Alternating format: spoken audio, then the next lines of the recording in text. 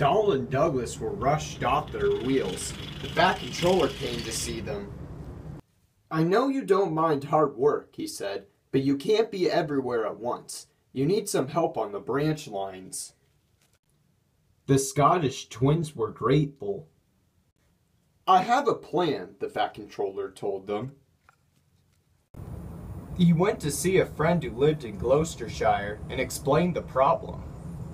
The friend took him to meet Wilbert, a smart blue saddle tank engine with 6 wheels. "Your owner says you can come and help me for a while," the Fat Controller told Wilbert. "Would you like that?" Wilbert was delighted. "Yes, please, sir," he said eagerly. His line in the Forest of Dean was short, and he was delighted for the chance to exercise his wheels.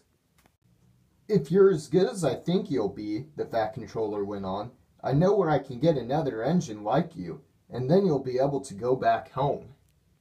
Percy was excited when he heard the news. "Another saddle tank, sir?" he said. "Is he like me, sir?" The Fat Controller laughed. "He's bigger and stronger than you, Percy," he said. "Besides, you can manage your trucks. I want him to help Duck, so I'm afraid you may not even meet him." During the week before Wilbert came, it was cold and wet. The engines thought it would never stop raining. None of them wanted to go out, but passengers and trucks were waiting. "Just the sort of weather when you need porridge for breakfast," laughed Percy's driver. "What's porridge?" asked Percy. "It's well, difficult to describe," admitted the fireman. "You boil oatmeal and water." "Which makes a sort of sticky soup," finished the driver. "Then you add milk and sugar. Delicious." At the station by the river, sacks were being stacked on the platform. The men who had filled them had worked fast, and they had not tied the sacks properly. As the porter lifted the last sack, the signal alarm dropped with a clang.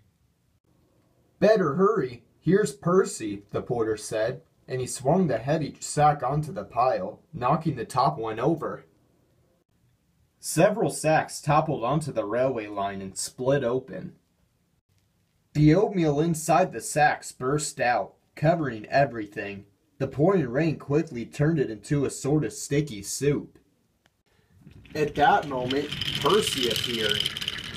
Percy wasn't going fast, but he couldn't prevent himself from plowing into the porridge which now covered the rails.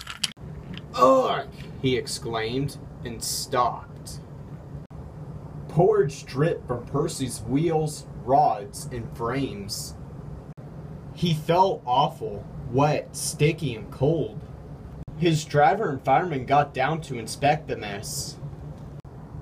"Oh dear," remarked the driver. "Well, Percy, you found out about porridge the hard way, haven't you? The thing is, you're supposed to eat it, not paddle in it." Percy didn't think it was funny. The Fat Controller wasn't amused either. He telephoned to the junction, where they were just in time to stop Wilbert on his way to Duck's branch line. He came along Thomas's line instead, and soon reached the shed at the top station. Percy cheered up at once. "I wanted to meet you," he said, "but I didn't think it would be this way." "Porridge is all right for breakfast, my driver says, but it makes a mess out of an engine who isn't expecting it."